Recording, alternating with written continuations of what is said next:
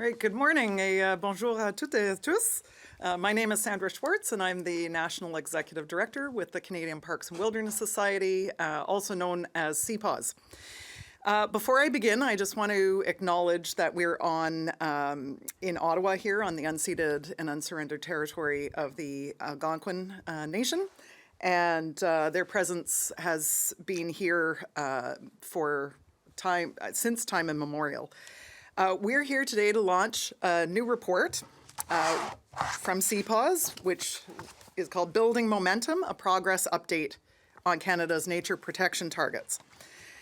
And just for a quick little snapshot, we've got a little piece that also shows what grades we gave provinces and territories a few years ago when we first did a report card, and the progress since that time.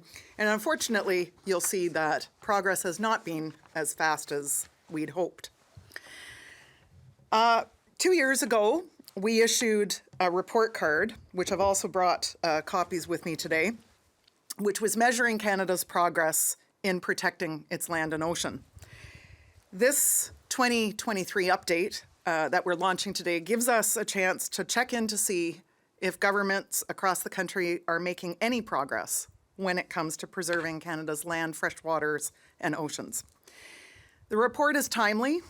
On Monday, the world celebrated the International Day for Biological Diversity, and tomorrow, ministers of conservation, wildlife, and biodiversity will be coming together to discuss plans for how they might work together to meet Canada's target for protecting 30% an ocean by 2030. So why does this matter? Canada's home to some of the largest intact forest left on the planet. We also have some of the cleanest lakes and rivers and vast landscapes, which also help to fight climate change. The lands and waters that we all live on have provided food, shelter, and medicine. It's grown our economy. It's supported our way of life. But for too long, we've taken these lands and waters for granted. And as a result, we now face a biodiversity crisis. And when coupled with climate change, that threatens the very living conditions of our planet and ultimately threatens us as human species. Global species decline is at catastrophic levels. Global wildlife populations have plummeted by nearly 70% in the last 50 years. The fact that a shocking 1 in 5 species are at risk of extinction in Canada alone points to the urgent need for action, not just globally, but also here at home. We know we must protect more land, freshwater, and ocean if we're to have any hope of restoring healthy and productive ecosystems. So what are we waiting for? Our very identity as Canadians and as a country is tied to our special connection with nature.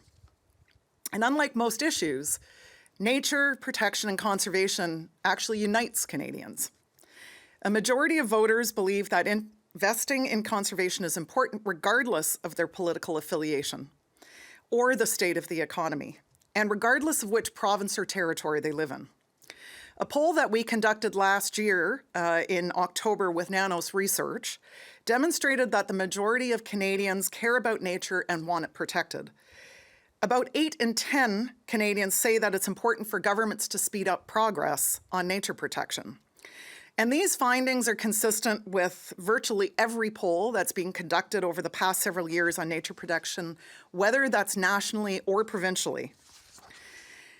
These polls send a very strong message to decision makers that Canadians from coast to coast to coast deeply care about lands, waters, and wildlife and want their governments to work together with communities and with Indigenous peoples to keep nature healthy and protected far into the future.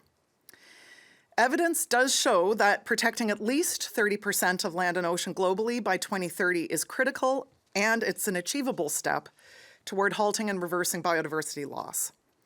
And last December, Canada was the host to the COP15 meeting, which is the Conference of the Parties for the Convention on Biological Diversity. It was hosted in Montreal. And a new ambitious global agreement to protect and restore biodiversity was secured at that meeting, which included targets to protect at least 30% of ocean and land by 2030. Achieving the goals that are outlined in this new agreement will require that all governments, whether they be federal, provincial, territorial, or municipal, all work together collaboratively to deliver on the transformational change we need. But unfortunately, the progress report that we're releasing today shows that over the past few years, governments have not advanced significantly on the percentage of land and ocean protected in Canada. Some jurisdictions have shown promising signs of measurable progress. And that is coming through commitments that they've made, investments that they've made, new agreements that they've signed.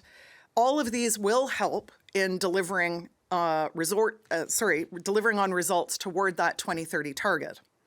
Some notable leaders are setting positive examples, such as Yukon, British Columbia, Quebec, Nova Scotia. But unfortunately, other jurisdictions like Alberta, Saskatchewan, Ontario have made either minimal progress or they've gone backward, despite excellent opportunities and broad public support for conservation in their provinces. For example, it would be great to see Ontario move forward on a Parks Canada designation for Lake Ontario. They simply need to be willing to move forward with a consultation to ask Ontarians if they want to make part of Lake Ontario a Parks Canada site. For Saskatchewan, the province could move forward with public consultations for a Saskatoon area national urban park, again under Parks Canada. The bottom line is that we need action from all levels of government to accelerate progress toward the protection targets. Each province and territory has a unique and important contribution to make in delivering results. So during the meeting this week that the ministers are holding, we hope to see that all parties in the Federation demonstrate a willingness to move forward in the right direction. We as an organization are ready to applaud those jurisdictions who are ready to step up to the challenge, and frankly, we expect other provinces to follow. So today we're calling on ministers for conservation, wildlife, and biodiversity to work cooperatively and in collaboration and in support of Indigenous peoples on the shared goal of 30% protection of land and ocean by 2030.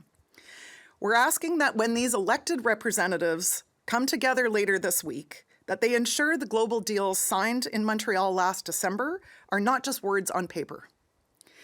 We're asking that they come away with commitments and concrete plans to how they're going to work together toward achieving the 30% protection target. After all, Canadians do expect that their governments and that their elected officials are going to do better than just a C average in conservation, which our progress report points to. Because frankly, our very existence depends on it.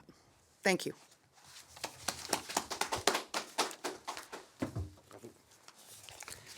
Bonjour à toutes et à tous. Mon nom, c'est Alain Branchaud. Je suis biologiste et directeur général de la SNAP Québec, qui est le volet québécois là, de la Société pour la nature et les parcs du Canada. J'aimerais commencer mon allocution en parlant de l'appui massif qu'il y a envers la conservation au Canada. Dans chacune des provinces, dans chacun des territoires, il y a plus de 80 % des gens qui sont favorables à davantage de protection du territoire, davantage de collaboration avec les nations autochtones pour protéger le territoire.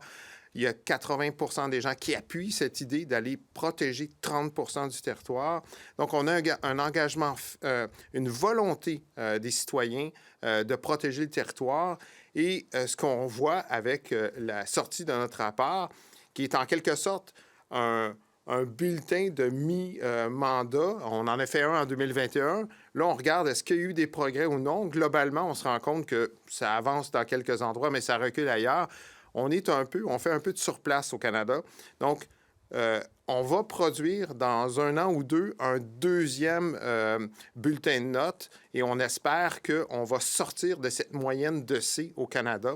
Ça n'a aucun bon sens que les gouvernements provinciaux et territoriaux ne soient pas à la hauteur des aspirations des Canadiens. Alors, cette inaction s'explique très mal. Le Canada a suffisamment de territoires, chacune des provinces territoires a suffisamment de territoires pour protéger la nature et c'est la volonté des citoyens de voir leur gouvernement agir. Il y a urgence de le faire. Il y a 2 grandes crises environnementales en ce moment, la crise climatique et la crise de la biodiversité. Agir sur la protection du territoire, c'est une solution concrète pour les deux grandes crises environnementales. Dans l'optique d'atteindre le 30 %, il faut déjà mettre en place les conditions gagnantes pour réussir ce grand défi-là. En ce moment, le Canada est environ à 13,5 % de protection de son territoire terrestre. On n'a même pas réussi à atteindre la cible de 17 % pour l'année 2020 et on s'est engagé à atteindre 30 % pour l'année 2030. Le travail à faire est énorme et ça prend du temps réussir à protéger le territoire, mais on est capable de le faire. Mais il faut agir dès maintenant. Il y a urgence de le faire et il faut mettre en place les conditions gagnantes. Et c'est ce qu'on a vu, c'est ce que notre rapport montre, c'est que certaines juridictions, certaines provinces et territoires ont commencé à mettre en place les graines du succès pour l'atteinte du 30 %. Un exemple de ça concret, le Québec a annoncé un investissement de 650 millions de dollars seulement pour la protection du territoire, la protection de la biodiversité. C'est un investissement jamais vu, historique. La province a également mis en place de nouveaux outils dans sa loi sur la conservation du patrimoine naturel qui lui permet de diversifier les approches pour protéger le territoire. Alors, on doit faire ça partout au Canada. On est capable de le faire et les citoyens veulent voir ça. Et les solutions existent. Il y a plusieurs angles de conservation qu'on peut utiliser, stratégies de conservation qu'on peut utiliser pour réussir ça et faire d'une pierre deux coups. Par exemple, aller gérer les territoires qui sont riches en puits de carbone pour protéger la biodiversité, mais aussi éviter que ces territoires-là soient perturbés et relâchent dans l'atmosphère du carbone. Donc, c'est un des exemples. On a des espèces en péril à protéger au Canada. Aller protéger les habitats de ces espèces-là, ça peut être une façon ça peut être reconnu comme une approche de protection du territoire. Donc, il y a encore beaucoup de potentiel de ce côté-là, si on pense particulièrement à la protection du caribou des bois, donc la population boréale qui couvre environ 25 % du territoire canadien. Donc, c'est une espèce iconique pour les Canadiens. Les Canadiens veulent voir cette espèce-là protégée, veulent voir plus de territoire. Et donc, on a une belle opportunité, en faisant la protection des espèces en péril, d'arriver à la protection. Finalement, le gouvernement fédéral a investi énormément d'argent pour aider les partenaires provinciaux, territoriaux et les peuples autochtones à avancer dans la protection du territoire. Il faut maintenant élargir ce partenariat-là également aux tiers parties, comme les organisations environnementales, pour les aider à les aider, donc, et faire en sorte qu'on puisse capitaliser sur l'appui massif des Canadiens qui sont en accord avec la protection. Les organismes environnementaux peuvent faire ce message-là être la courroie de transmission de la volonté des Canadiens et amener les gouvernements des provinces et des territoires à agir concrètement. Les Canadiens s'attendent à avoir mieux qu'une moyenne de C en conservation. Et agir maintenant pour la protection du territoire, c'est également créer les conditions gagnantes pour le développement économique harmonieux. Si on sait exactement ce qu'on doit protéger, ça libère d'autres territoires pour un développement économique et ça nous sort d'une dynamique de confrontation. Donc, on est capable de le faire, agissons ensemble et on va réussir notre objectif de protéger 30 % du territoire. Merci.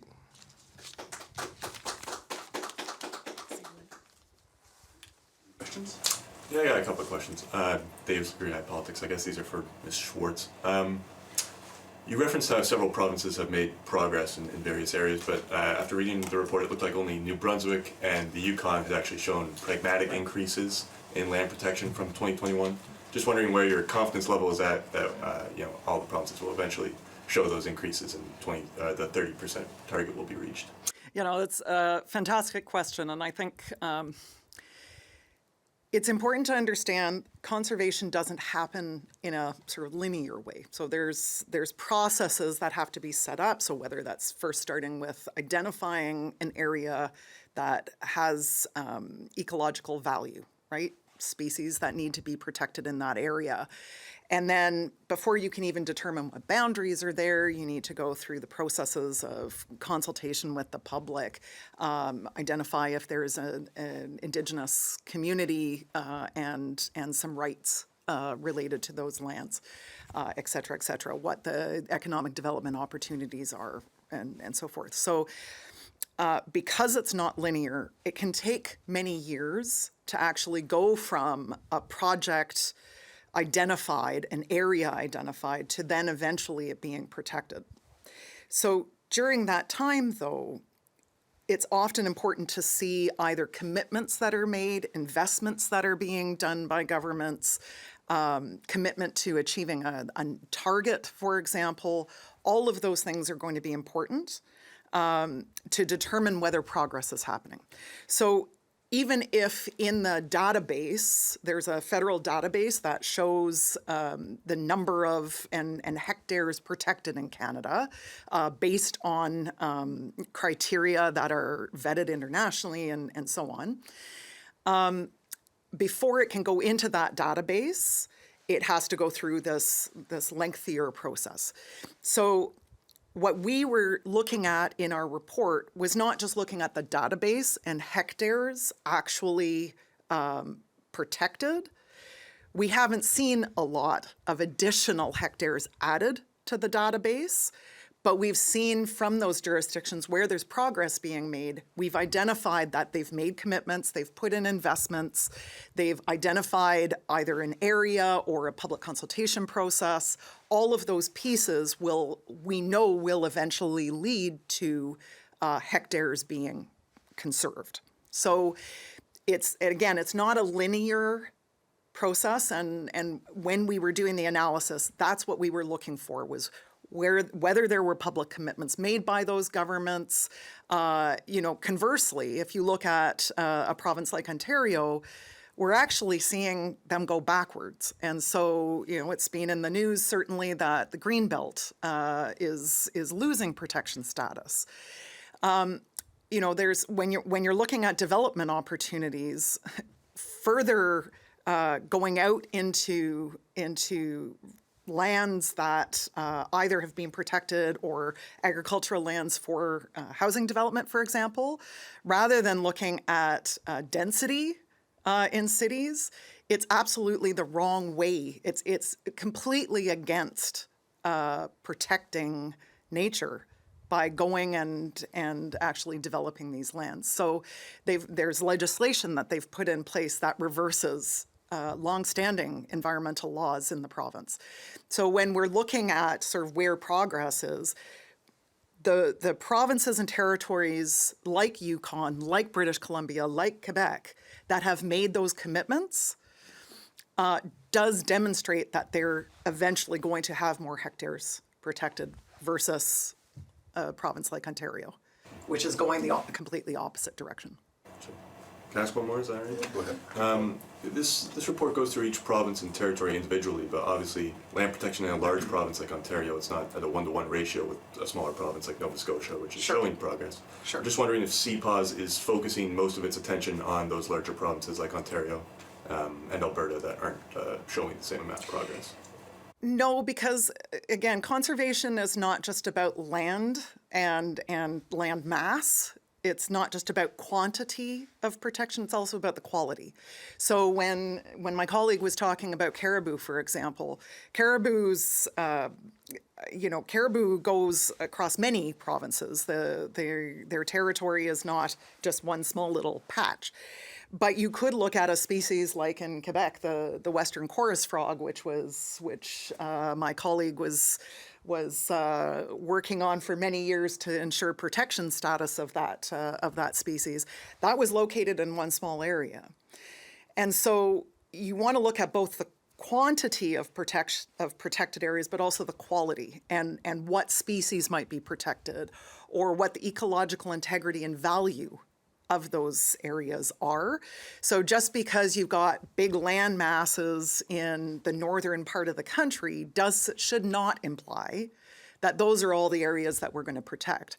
And so therefore, going for urban parks, for example, it allows both access for people living in cities to be out in natural environments, but it's going to protect areas that have some ecological value as well. Yes, they'll be small in terms of hectares, but they're still important to the overall protection targets that our country is aiming to achieve. No other questions? That's good for me. Thanks. You guys want to add something? Do you want to add anything? Yeah, well, maybe just to add that protecting biodiversity is protecting different species, different ecosystem, the diversity within a species. So, we need to focus on all provinces and territories because we have different ecosystems across the country that are of value. And, it's a collaborative effort. Indigenous people, the provinces, the territories, the federal government, we need to work all together, including third parties like us, to make sure that we succeed. It won't be on the shoulder of just one organization or just one province. We need to work together, and the meeting this week is the opportunity for you guys and your colleagues to ask these questions. Why is that not progressing? Canadians want more. So that's the message. Yeah, and I'll also just add to that point. I think having the ministers meeting this week really is an opportunity to spotlight again progress or lack thereof that the country's making. There are certainly commitments that the federal government has made time and time and time again. We've seen it from certain provinces as well, others not so much. What I think we want to see, and as Alain has pointed to, is whether it's more smaller hectares in Nova Scotia versus bigger hectares in Ontario, the fact is there's different opportunities across every single province and territory. All of them need to come forward with those opportunities, whether it be small or larger. Because it's not about having a 30% protection target in every single province and territory.